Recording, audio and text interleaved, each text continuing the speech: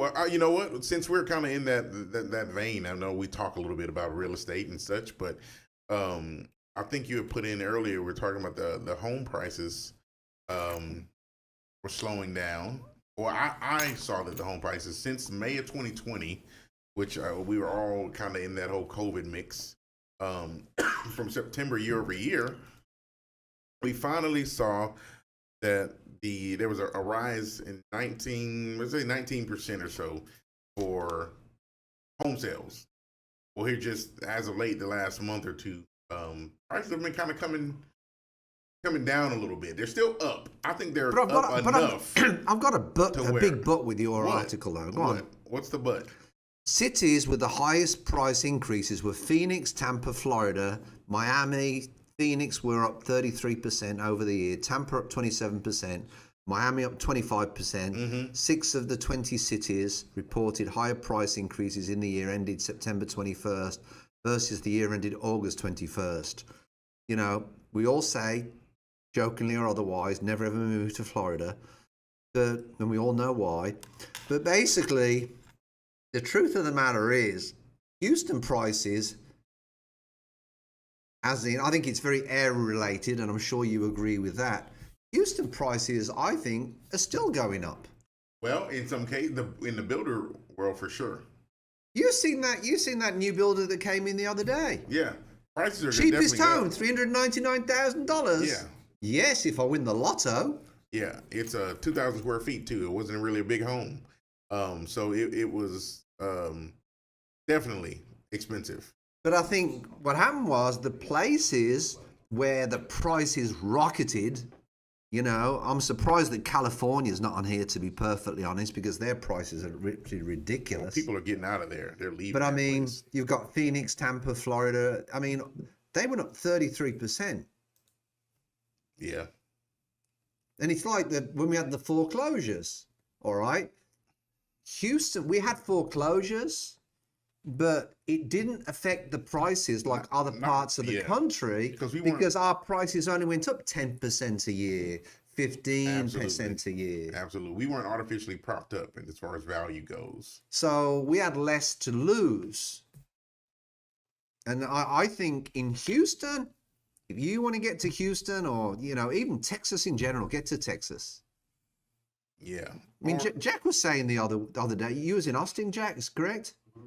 I mean, Jack was in Austin and home prices were crazy in Austin. They've been up. But they have started to flatten off a little bit, but they're still going up. Here's part of the reason of the flat line. Interest rates have gone up a little bit. So when you got interest rates increasing, of course, that will diminish a bit what people can qualify for because the rate's a little bit higher. But they're still historically low, but it does kind of level it out a bit. What I want to know is how much BS is on the internet because people just want to get clicks because clicks means dollars, and how much of this information is not correct because sometimes we just can't correlate what we read on some of these things in our markets, and we just don't believe our market, right? You know, especially when some of the stuff comes across my desk with some of the money that some of these agents are making. I mean, they're good agents and they deserve every penny that they get. Sure. Well, you got something like a CNBC article like this. We're talking, you know, nationally. So even though we're in our market in the Houston area, where things might be a little bit different, rates are still going up here. The building prices are still going up, but I think we're probably seeing a little bit of a slowdown in as far as what I've seen as far as the offers go. There aren't as many on the ones that I've been getting accepted. But the other week, high though. But the other week we read an article with Fannie Mae saying people should continue to buy now, but just change the way they're looking for a house onto what their current needs are, so they get onto the ladder. And Fannie Mae's main purpose is to get people onto the ladder. Well, if we're not closing loans, then you know Fannie Mae. I mean, they're dead anyway. So what do you mean? I made a lot of money on their stocks in 2010. I just want to let you know. Oh, did you? Yeah, I did. I bought them for $3 each. Well, that's what they were worth back then. And I sold them for 28, and I had quite a few of them. But the deal with it now, of course, they want to encourage people to continue to buy because you should continue to buy and get into the market to buy a home because prices one thing is not going to happen. I don't see them going back down the way that they increased.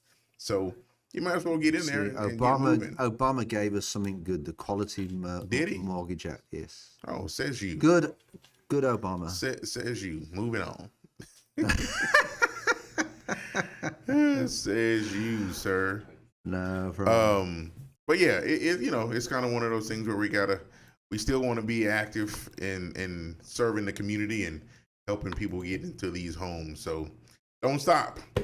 And if you need to buy a home, get onto that ladder. Call Century 21 Olympian in Houston, Texas. Actually, nationally, if you want to, because we'll put you in contact with a quality agent all over the US, actually all over the world, because we're a national brand. Contact James Lee, and he'll send you in the right direction. Absolutely. So first thing first, I say first thing